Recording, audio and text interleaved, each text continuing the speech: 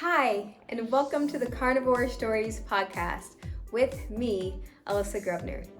The carnivore way of eating has completely transformed my life, and it's stories just like the ones you'll hear on this podcast that kept me going strong every step of the way. I hope you're ready to hear an inspirational carnivore story. I know I am, so let's get into it. All right. This is episode 7 of the Carnivore Stories podcast. Today I have with me Nikki Crendal. Nikki is a mom and dietetics student living in Newcastle, Australia. You can find her on Instagram at bio.kim.nikki, Nikki. And you can find her working out and breaking down some very interesting and equally complex scientific literature that we can all enjoy and appreciate. Thank you so much for meeting with me today, Nikki. Well, thank you for having me. This is always fun. I love talking to people in the same frame of mind. It's amazing. Yes. What time is it there in Australia? It's about 7 p.m. here in the States. Yeah. It's about 9:10 in the morning on Sunday. Oh, so you're in the future. Yes, it's still Saturday here. All right. So I want to start off with you giving some background about your life, your lifestyle before coming to carnivore.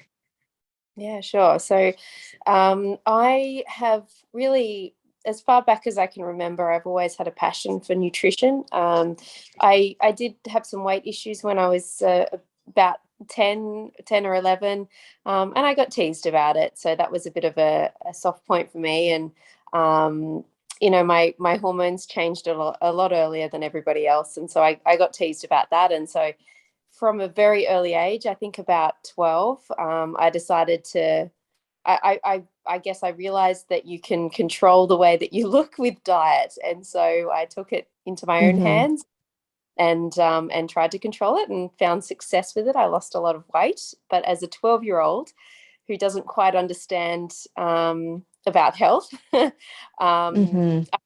parents out and I did lose a lot of weight and as I said, I was very successful with it, but I lost too much weight and but that sort of started off my journey, and thankfully I was able to find a nice balance where I could see that it was more about how can I nourish my body and what can I do to make my body healthy. I did actually visit a dietitian, and that gave me a pretty interesting idea of how dietitians can work, and I was unimpressed even back 12. Anyway, so from that point onwards, I was interested in diet, and I could see that it was quite a useful tool if you wanted to change anything. Diet is very effective. And then as I got older, I started to really experience a lot of autoimmune problems. I suffered with hay fever and asthma, particularly. They were awful, and to the point as a young person where I just didn't want to go to friends' houses. I didn't want to stay at their places. I was just so worried that they might have a little tiny bit of dust, or they might have an animal which set me off, and then I'd spend the next week or so trying to get over the asthma, especially, and then as I got older, I developed more and more issues with my gut, my skin. My skin started to break out as you do as a teenager, and so again I decided that I'd try to use diet as much as I could to try and heal all my issues, which as everybody seems to have gone through the same sort of thing, it led me down the plant-based movement. And so when I finished high school, I went straight into nutrition and did a nutrition course for about 4 years. And I really loved it, but I found it very confusing. I mean, they were very plant-based what they pushed. And Mm-hmm. I remember being completely overwhelmed by the idea of trying to, not only for myself, trying to figure out what I would need to eat every day in order to get all the vitamins and nutrients that I needed, but also trying to explain that to clients and trying to get my message across without completely confusing them and putting them off. And so I pulled out of that. Eventually, I decided I'd go off and do an interior design and disability care, Oh, because I felt like I couldn't. that's why that background looks so aesthetically pleasing. It's probably the 1 square meter of my house that isn't filled with mess. Okay. So That's my deal here. it's the only spot. But yeah, so I managed to learn a lot about the human body during that nutrition time. But of course, at that point, I still felt very strongly about the plant-based way. I never went Mm-hmm. completely vegan, but I certainly was eating pretty much vegetarian. And then once I had my kitties, especially after my first little one, I found a lot of the conditions that I was suffering with, my hay fever and asthma especially, but skin conditions, I was noticing a lot of itching, and my gut was all over the place. I felt like I didn't know what I could eat and what I couldn't eat. And that just worsened after my little ones, and I found it very, very difficult after my first one to go back to where I was with my body. I felt like I had to work Mm-hmm. out like 6 days a week, extremely hard, in order to find any progress. And even then, I still wasn't happy with how I was progressing. And so it all started to come to a head around then. I went to a natural health, a naturopath, and started to do some blood work, and that started my journey with, hang on a minute, maybe I haven't quite been on the right path with pushing plants and trying to eat as many plants as I possibly can for so long. So yeah, that's where the journey began. Okay, cool. Okay, so you started seeing the naturopath and you were like, okay, maybe it's not so great, but I'm eating all these plants and not a lot of meat. When did you first hear about carnivore or an animal-based way of eating? Well, so when this naturopath did some blood work for me, it was really the first time ever that any practitioner had ever said to me, this is something that you can work on. Every other doctor I'd Mm-hmm. ever seen in the past, including actually a lot of natural health doctors as well, kind of just said to me, look, this is what you have. You have hay fever and asthma. This is your lot.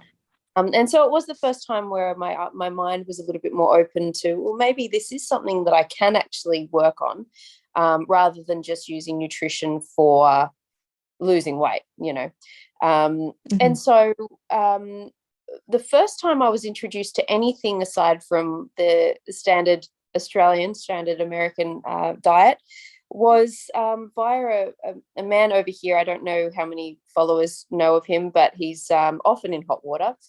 His name's Pete Evans, and he's a celebrity chef over here.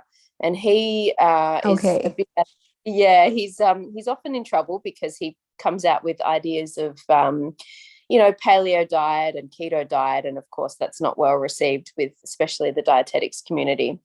But I read a book of his that was called The Paleo Way, I believe, and it opened my mind to, Okay. well, wait a minute, I mean, this makes complete sense. For the first time in all the study that I'd ever done on nutrition, it was the first time nutrition actually made sense. If you look at how our ancestors possibly ate, and that would have been meat-based, and of course the paleo diet it does include quite a bit of vegetables, but it was the first time where I thought, this focusing on eating more fat and not being afraid of animal fats, that makes complete sense. That is what our bodies are made to be nourished by, and not fearing fat and not spending all day eating 6 meals worth of carbohydrates like we've been told.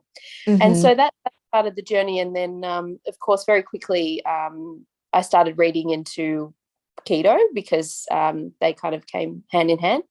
And within a few days after, I'd been using keto for about 2 months and finding it incredible.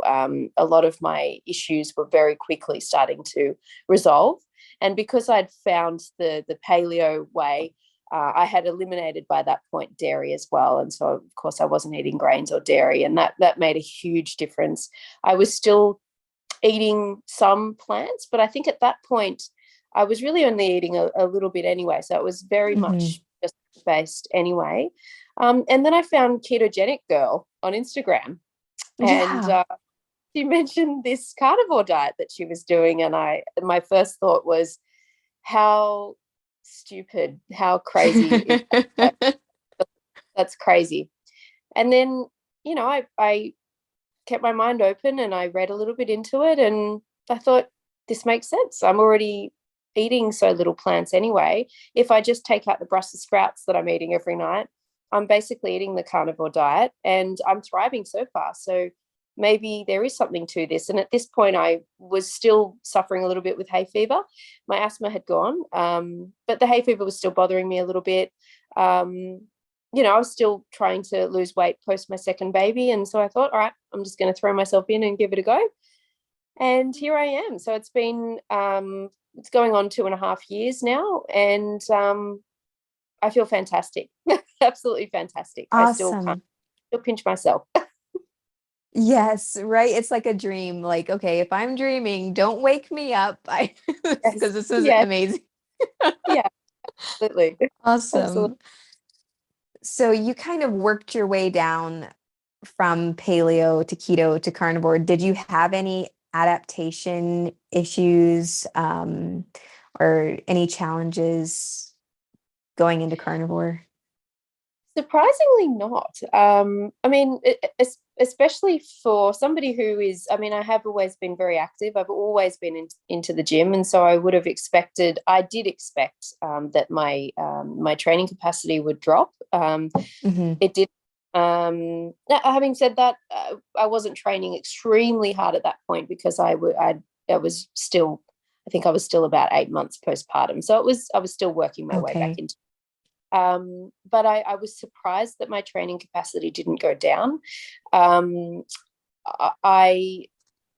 really was, because of my passion for the gym as well. I was going from a very, very high carbohydrate amount to, I was eating about 6 meals a day, doing the whole bro science thing where you eat carbs and protein and no fat.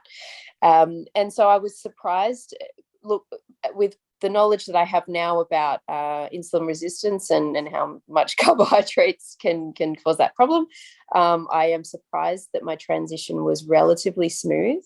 I would also say it's surprising because if I decide I'm going to do something, doesn't take me very long to do it completely fully, even overnight. And the carnivore thing had progressed through keto, but going from paleo to keto was pretty much overnight. And so I was surprised, I guess, that I didn't really develop the keto flu. Having said that, when I look back now, as I said, I was still I still had a little one that was keeping me up all night, and going through a divorce. So maybe I felt terrible and I didn't even realize it, but it was the thing that actually got me through that phase and made it quite smooth for me. So wonderful. That's wonderful. All right. So how about family and friends? What do they think about you eating this way? Well, it's fascinating because I have always found it difficult with family. When I throughout my life, obviously doing very heavily plant-based, I found it very, very, very difficult going out with family and finding options that I considered okay and that would fit into my diet. When I studied nutrition, I was disappointed that I kind of got even more kickback. I would have thought that becoming a professional in that field would allow people to be open-minded to what I'm doing and not think that I'm a crazy. But that didn't that never really happened, and I always felt like I was getting a lot of pressure from family and friends, including my ex-husband, to eat different. And so interestingly, though, I don't know if it's the fact that I did forget to mention that now, just after starting the carnivore diet, I jumped back into studying, and I am now studying dietetics. And so I don't know if it's, I think it possibly could be, I'm getting less pushback these days from most people, mainly possibly because I'm studying dietetics, maybe more credit. But I actually think the main thing is probably just how much more vitality I have. I think people can't deny that if they look at me and they see, okay, well, she's doing this crazy, crazy diet, but I feel fantastic. My energy levels are always high. I've always got enough energy to run around with my kids that I had never had before. And my can't deny that, you know, they saw me growing up with so many conditions, so many health conditions. I can't ever really feeling completely comfortable. I was always, you know, sniffling and always uncomfortable, always. And so I think they look at where I am now and they think, well, she doesn't suffer with any of that anymore. She looks fantastic compared to how I did in the past. You know, my hair is growing and my skin looks better. So I think even though many of them, of course, don't follow it, I think they accept that I found something that really works for me, and they don't question me on it. My mum is fantastic. She never pushed back against it, but you know, she didn't follow it at the start, but over the last couple of years she's become more open-minded, and she's listened to the information that I've given her about why I do it. And she's in the last 6 months completely thrown herself in. So she's now doing carnivore, and she's lost a lot of weight. She's lowered. She doesn't get arthritis anymore.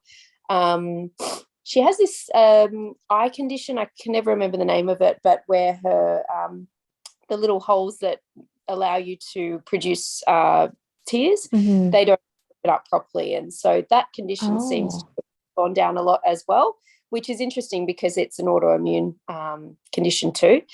So yeah, it's been really well received by my family and friends since doing the carnivore thing, and it is interesting comparing it back to the rest of my nutrition, you know, life. And finally, I'm received. Well, how can they argue with, you know, seeing you doing so much better? Like, well, actually, you know, she is doing better now. She didn't look so great before, but yeah, you can't argue with what they see right in front of their eyes and changes going on with you. Absolutely. So how old are your babies? So I've got a 5-year-old and a 2.5-year-old. Okay. They keep me. Oh yeah, 5 and 2. Wow. Okay, because that's about the same age difference my kids have. My daughter is 8, and then my son is 4, but he'll be 5 in September. Wow. Yeah, but I remember when they were 2 and 5, and yes, I was extremely busy with them. It's good fun, and really I'd be so incomplete without those kids, but they definitely keep me. And it's been a challenge because I'm studying full-time these days, and so I'm halfway through and studying full-time, and as I said, I've been through a divorce recently as well, and so we're splitting up the time. But in fact, that in a way has helped a lot, because every second weekend I get myself, and I'm able to catch up on all the work that I fall behind on during the time. But they're good fun. They're good kids, and they interestingly with this, I don't know how your kids go, but I find that when they come back to mummy's house, they're seeking meat. They ask for, you know, lamb chop. They're seeking meat. And interestingly, on the other side of it, their father isn't plant-based, I don't believe, but the woman he's now with is vegan, Seventh-day Adventist vegan. Wow. And there's a lot of plant-based. Oh my goodness. their house. So they interestingly come Yeah. back, and they're always really hungry for meat. On the Sunday night that I get them after the weekend, they're, Mummy, can we have lamb chops? Mummy, I want salmon. Mummy, I want this. So very interesting. Yeah, their little bodies know for sure. Yeah, my daughter, she really embraces the meat. She knows it's healthy for her. She's 8. My son, he definitely has a junk food tooth. So if he's somewhere and he can get junk food, he will try to get it. But when he comes home, and it really surprises me because he's very honest, he'll say things like, Mama, I really need a burger. Mama, are you going to make steak? And things like that. So their little bodies know. I can't imagine having to send my kids to a vegan's house, though. I mean, that's got to be kind of hard on you. Yeah, it's difficult because she was the one that split us up. But it's actually it's been a blessing for me, and I'm a lot happier these days, and I truly believe. I mean, it's been a busy couple of years for me. And starting the course and selling our house and all this, but I genuinely feel like the way that my diet is these days has completely helped me through. It scares me to think actually how different it would have been going through all that with the way that I used to eat. And I mean, one thing I hadn't mentioned, my moods and how different it is these days with maintaining my mood and just feeling constant all the time. That's one thing that's amazing for me, is that there's just no up, down, up, down, up, down like there used to be. It's just this beautiful, constant, chilled state most of the time. And despite life stresses, I truly believe that it's helped me to keep a level plane through this craziness. So it's amazing. Yes. Yeah, that's something that I've experienced. I hear over and over again that the mood is so stable eating this way. And I can definitely relate. I mean, I've had some challenging things going on since being carnivore that I know before. I mean, it would have turned my whole world upside down. I would have been in a corner crying, rocking back and forth. Yeah, absolutely. Yeah. Wow. So what I know at one time you had added in some honey. Are you still experimenting with some carbs, or what all are you including in your diet? So for me, it's there's I love to experiment, and what I love about the carnivore diet is that, as we all know, it brings you back to this beautiful baseline where you can test things out, and it's very quick and very easy to see what is either working or what is not working. And so I'd been doing fully carnivore. I think would you call it level 3? So I was eating, eggs. I wasn't eating any dairy, but I was eating all the animal foods. And so it's a pretty good baseline to. All I did was added the honey on its own.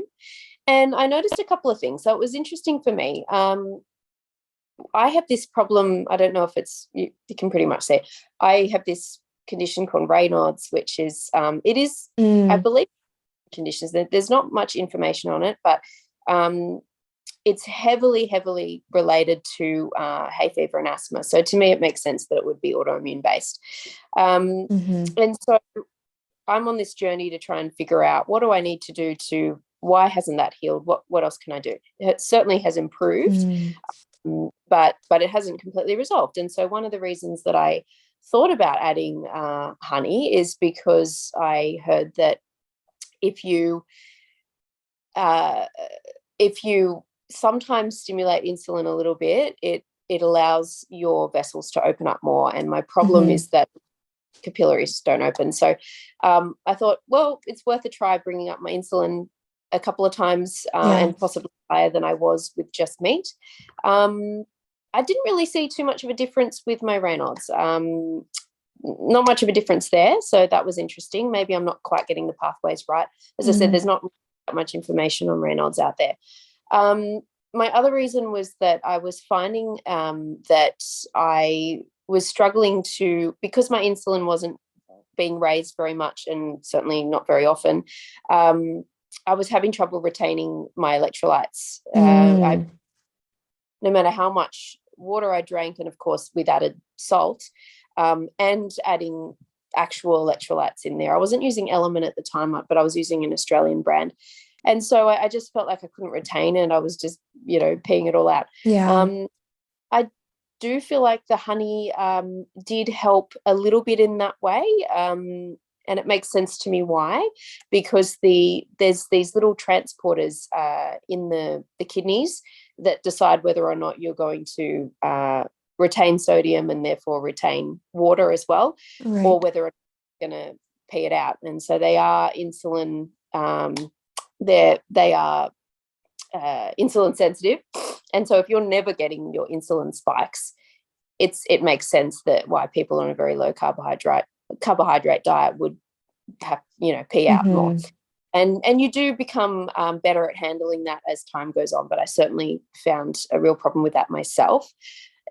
So that did seem to help a little bit with honey, but the downfall of it was that my sugar cravings came back straight away overnight. Oh yeah. And so I found myself suddenly thinking, oh, I really do feel like some chocolate. I really do feel like some dates, or something sweeter, So definitely the sugar cravings back. I even found myself wanting vegetables and fruit more, which is interesting. The other thing was, I don't know if you'd call this a positive or a negative. For me, I found it a positive. I found it a little bit easier to retain muscle and size. So, there were some positives and some negatives. So, positives were I was holding on to electrolytes a little bit more and maybe building a little bit more muscle. Negatives were my sugar cravings came back and it didn't really help my Raynaud's. So I'm still in that point where I'm thinking, do I, don't I? I'm learning as much as I can about the fructose breakdown pathway, and I'm not convinced it's something that we should really be doing all the time. So I think my conclusion at this point is that I'll continue to experiment a little bit, but certainly not having 130 grams of fructose every single day. Okay. Maybe just on my harder workouts, I might come back and have a little bit of honey with my so I'm still in the experimental stage of that. Yeah, so it could be, if the honey was helping you to hold on to electrolytes better, that your muscles were also filling up with water and making them appear bigger, or like you were holding on to more muscle. And then I was going to ask you, do you eat organs? I do. I'm a big organ advocate. Okay, you're a big organ advocate. Okay. Yeah, I certainly agree with that.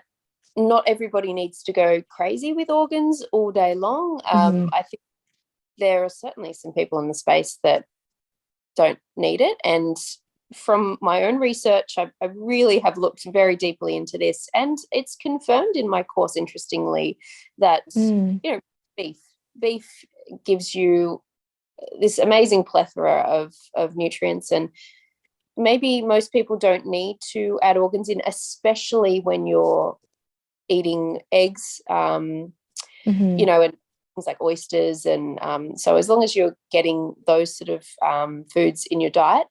But I genuinely love organs. And I will say, to give anybody hope that can't do it, when I first tried organs, I remember thinking, oh God, I can't do this. If I'm going to do it, I have to freeze it and then shot it and then just get it over and done with. But genuinely now, guys, I mean, I could eat liver on its own cooked. I'm not into eating raw organs, but a piece of liver on its own, that would be my meal, and I genuinely would enjoy every single bite. So I think your taste buds can change, and I think it's possibly just about getting your head around, this is an organ, it has a different texture. But as time goes on, because I can taste, there is so much more taste in organs than I think any other food. They are so nutrient dense, or they provide so much taste that I seek it. Yeah, I mean that must be a sign that, there's something in there that your body's like, yeah, eat that. We need that. If it's so appetizing to you. Yeah. Um, so I was bringing up organs because the last couple of days, um, I've been listening to Nutrition with Judy. Are you familiar with Judy Cho? Yes. Okay, so she's been having some guests on that have talked about vitamin A toxicity. Like most recently, she had Garrett Smith, and he was talking about a lot of things that I had never considered. And I wondered if you had ever looked into any vitamin A toxicity, possibly from foods that are high in vitamin A, like liver or egg yolks. And he was talking about like something that really caught my attention was that vitamin A toxicity can affect how your body affect your insulin signaling. Hmm. Um, have you ever heard anything like that?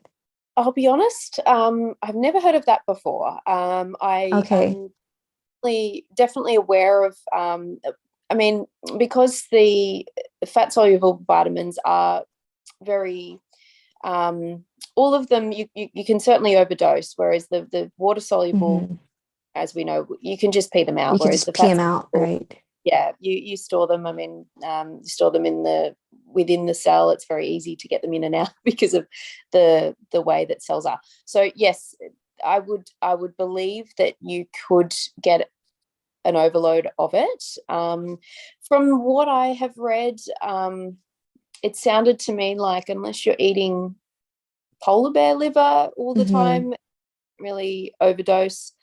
I look, I'll be honest, I haven't done a huge amount of research on this, but I personally Hmm. eat liver most days, and I feel absolutely Okay. fantastic. But I'm a big believer in once you get to a point with the carnivore diet, I believe where you have healed everything and you're at a beautiful baseline. I think it becomes Hmm. very clear what your body is looking for and what your body maybe isn't looking for. And I Hmm. feel maybe it's just in my head, but I genuinely feel like day to day when I go and decide what I'm going to eat, when it Hmm. comes to organs, my body really tells me what I want. Some days I really, really want Yeah. kidney.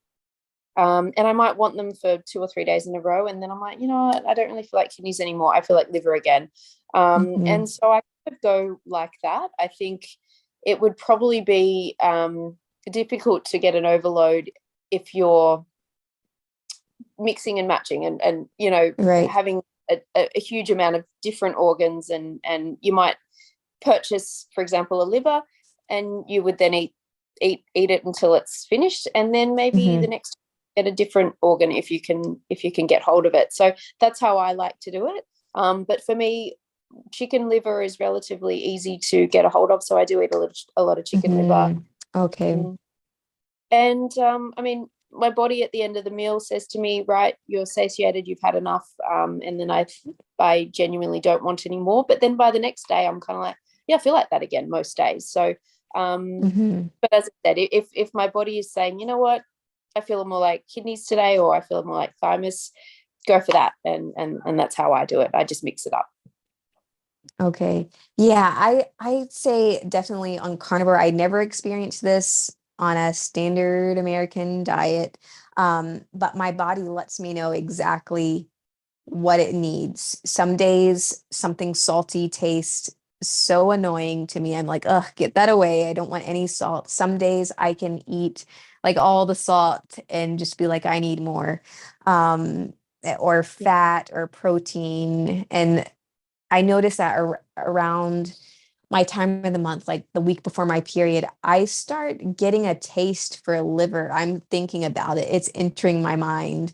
Yeah, and I my was going to body's say, like, I get the same thing. As soon as I'm about to hit okay, the cycle, I crave liver and I crave fat. And so I go with okay, it. Yeah. yes, yeah. All right. So, what does your typical day of eating look like? So I eat twice a day. Sometimes I do an OMAD, not deliberately, just because some days I get, Hmm. I'm sure you feel the same with your kids. Sometimes it's Yes. crazy. And so, yeah, I sometimes do an OMAD and feel completely fine. I will just mention when I was doing the honey experiment, I couldn't do that. I couldn't do that. I if I didn't eat the 2 meals, I'd start to get the whole hypoglycemic. So that's just an interesting point. But since cutting back on the honey, I'm completely able to do OMAD, which is interesting to me because I'm pretty lean. It certainly hasn't affected cycle, my hormones. That's all looking fine. So, but on an average day, I would eat twice a day, and it would usually be I eat a lot of beef burgers. I get a lot of mince. It's really, I find it the cheapest and the easiest. I just make burgers. So I have like maybe 2 burgers for lunch and usually some kind of organ, maybe just a little small amount of it that's my side. And I definitely don't hold back on the fat as well. On most days, I make sure I'm having a little bit of tallow with it and cook it in tallow, and I don't rub it off. And then nighttime, I pretty much do the same thing. I might just have a slightly larger portion. And I'm hitting about 100 grams of protein a day, maybe sometimes slightly more, as obviously on the OMAD days, less. Because I'm busier at the moment, for a little while there, I was experimenting with doing higher fat days and then lower fat days. I do, as I said, I kind of go with what my body says that it wants. Most days I want a little more fat. Some days I do feel like I just want more lean protein, and so I go with that. But because I'm doing OMAD here, there, on my busier days, I certainly don't cut back on the fat on the days that I do eat my 2 meals. But that's pretty much it. Like I find it extremely simple. It's really just a lot of beef burgers. I never get sick of it. As I said, I mix organs. Sometimes I'll have eggs, but it's usually just beef mince. If I'm out, I'll get a steak, and that's as exciting as it gets. Okay. So what's your favorite carnivore food if you're gonna splurge a little bit or do something real nice? Oh, I would say a steak. So the butcher that I go to has twice now given me a massive ribeye, which I devoured completely on my own, and it was incredible. So something with a bone in it, ideally, because at the end of the meal being able to nibble on the bones. Okay, yes. That's the best part. Yes. So for me, it would be a nice big fatty ribeye with a lot of salt. Okay, and you don't have any trouble finding fatty meat then where you're at? No, as I said, I've found a butcher that really looks after me, and I find it really difficult to get organs aside from chicken liver, good quality organs.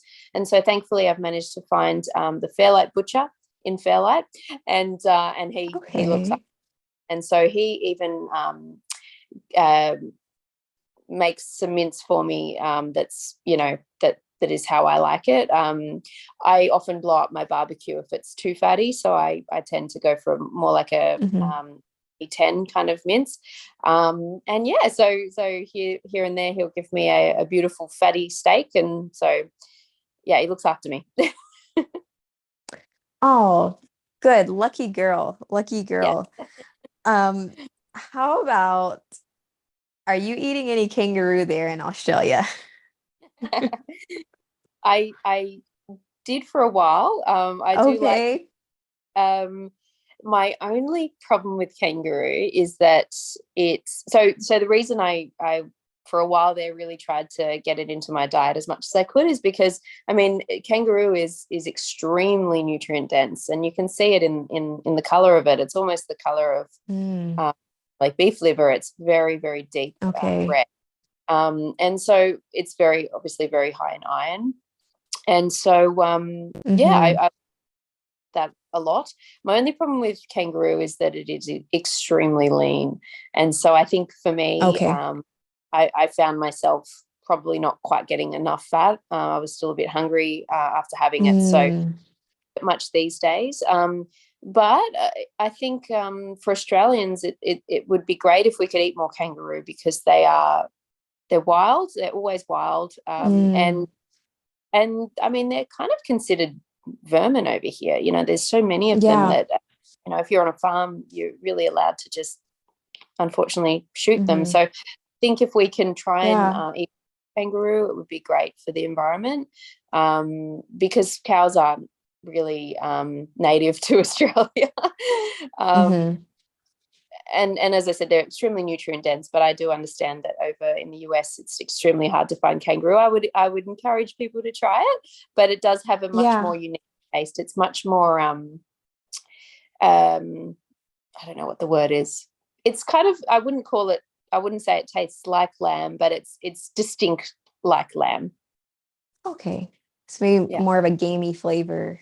More, that's the word, yes. Okay. So do they just sell it there in the grocery store? Can you just walk into a grocery store and find kangaroo? Yes, they do. Wow. Okay. So sorry. No, you go ahead. Go ahead. It is amazing, and I think it's an underused product, because it's you know, it's difficult to find really good quality purely grass-fed meat, and I'm sure it's the same over there. It can say grass-fed, but when you actually look at the fine print, it's not fully grass-fed. You know, it's grain finished. Right. Whereas kangaroo here, it's completely grass-fed. It's literally wild. Okay. It's a great thing to get if you can get it. Wow. Yeah. So I know there's a restaurant. I'm in Georgia in the United States, and I don't know if you know where Atlanta is. It's a major city, but there is a restaurant. I think it's called Canoe, and I've heard they have kangaroo on the menu. So I might have to splurge one of these days. I think it's really expensive, like $80 a plate. But I might have to try it out for a birthday or special occasion. It's worth a try, and I think if you're getting it from a nice restaurant, and they know what to do with it, it can be delicious. But it is very easily. It's I think if you're cooking it at home, it's very hard to get it to taste nice, because it just overcooks very quickly. But if the chef knows, it's worth a try. Okay. All right. Cool. Kangaroo. That's on my bucket list. Yes. All right. So you mentioned that you were able to help your asthma and the hay fever on carnivore. You've lost weight, correct?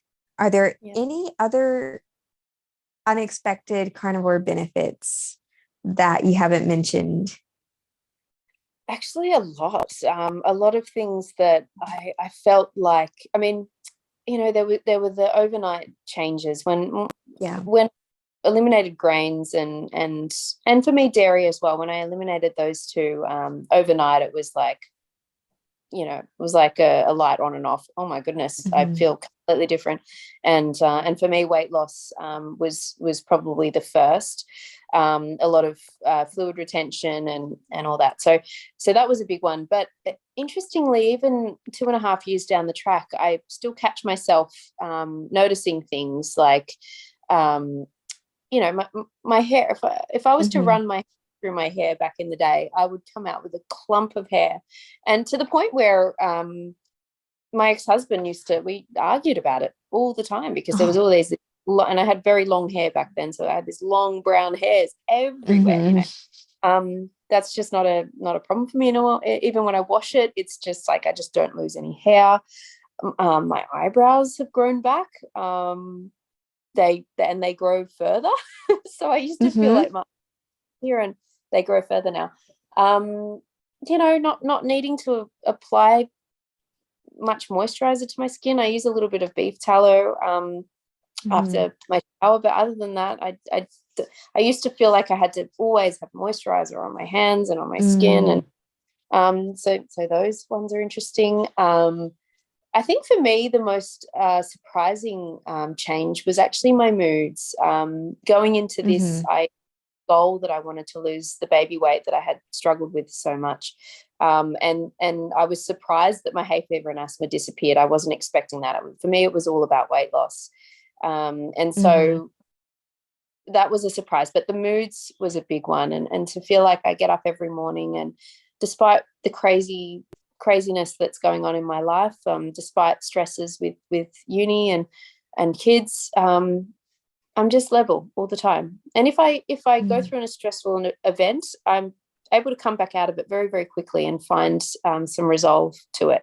Whereas growing up, I always felt like I was all over the place, and if there was any stress going on, not detached from it, and I would dwell on it and dwell on it and dwell on it. And so that's been a really big one for me. As I said, I the one thing I haven't managed to resolve quite yet is my Raynaud's. Having said that, though, brought it to a level that is certainly manageable. And so that one was quite a surprise for me as well. Interestingly, I experimented a little bit with bringing in some raw dairy a few months ago, and I'd almost forgotten how much better I felt with my hay fever. It's amazing how you get rid of these conditions, and then after a few months you almost forget that you even had them, and you forget what it feels like to have them 24/7. And so by bringing back, even though it was raw dairy, because of dairy increasing histamines in the body, that certainly become a problem for me, even in very, very small amounts. And so after removing that again, it was quite an interesting feeling to be able to go back and smell some plants that always used to trigger me back and genuinely not have a reaction at all. That's one that keeps surprising me daily. So, yeah. Oh, great.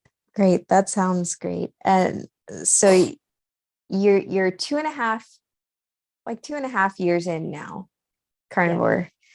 So that's pretty long term. Can you see yourself staying carnivore for the long term, like for more years to come?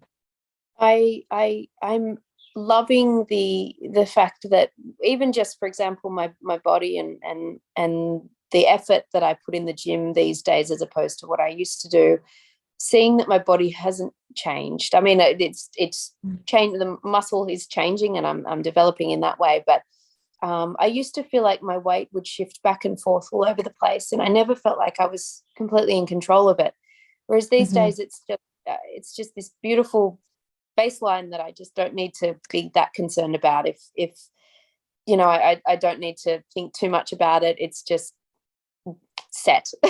And so I'm doing that. But what I find amazing is that, I am studying dietetics, and of course, as you can imagine, they are very anti-meat and very pro high carbohydrate, high grain diet.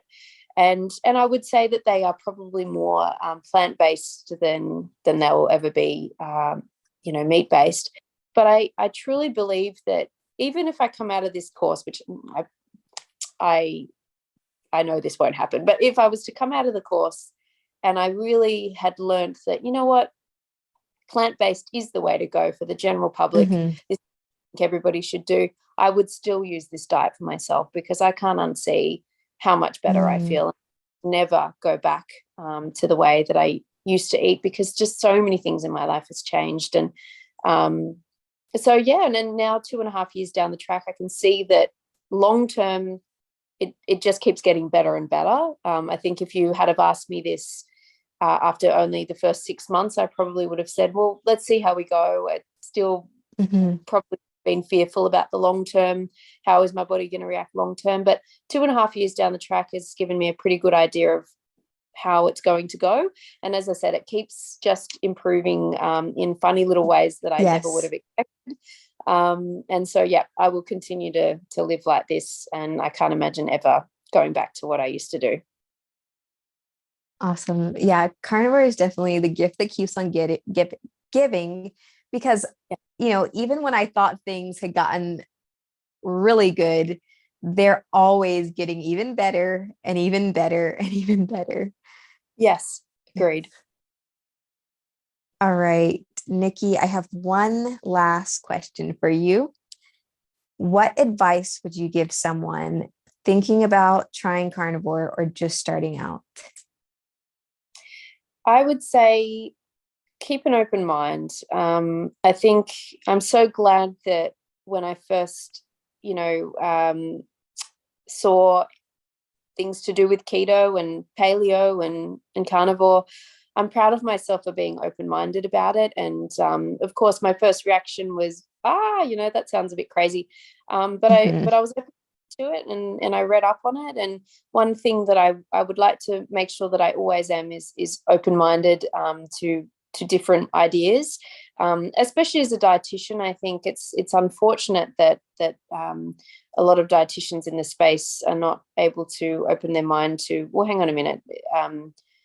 People are seeing success with keto and carnivore, and I think it's a shame that dietitians can't just at least look into what does the research say, really, why are people getting benefits to it, rather than closing their mind off to it. So I would say be open-minded to what people are getting success with, and give things a go.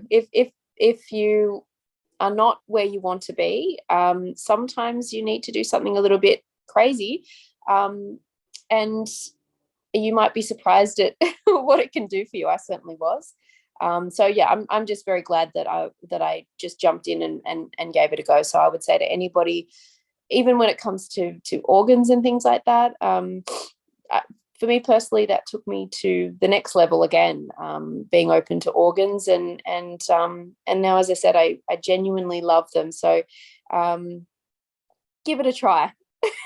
Give it a try and see how your body responds, and you might be surprised at how much you love it. Mm-hmm. That's great advice. That is excellent advice. All right, Nikki. Well, this has been a beautiful interview. You're a beautiful person, a great mama. I'm so happy that you were able to meet with me today, even though we had a little confusion starting off there. Tech-hearted.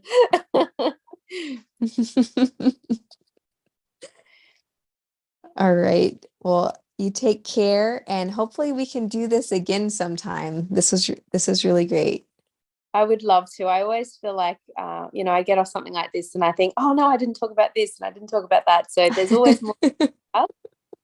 But thank you so much for having me on. It's always fun. Yeah. All right. Well, I'll see you around Instagram, okay? Thank you. Right. All right, bye-bye. That's it for today. Until next time, stay meaty, stay strong, stay inspired. Do you have a carnivore story to tell? Connect with me on Instagram at meet, M-E-A-T, Mrs. M-R-S, Grubs, G-R-U-B-S. Or you can email me at carnivorestories@gmail.com. I would love to interview you, and the world needs to know that meat heals.